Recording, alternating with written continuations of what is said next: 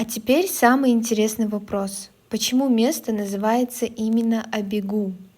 И вот здесь начинается загадка.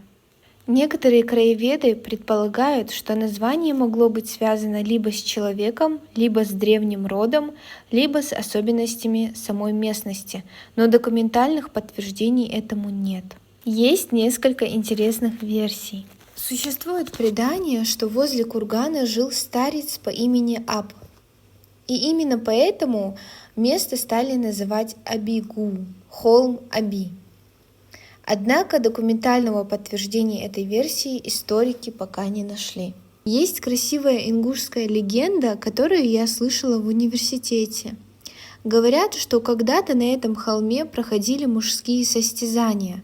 Женщина по имени Аби переоделась мужчиной и приняла участие и победила всех.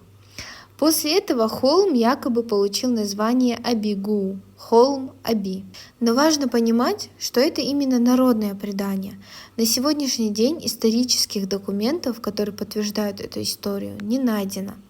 Мне кажется, что эта история заслуживает отдельного исследования. Возможно, она записана в старых учебных пособиях, или краеведческих сборников, или в материалах ингушского НИИ гуманитарных наук.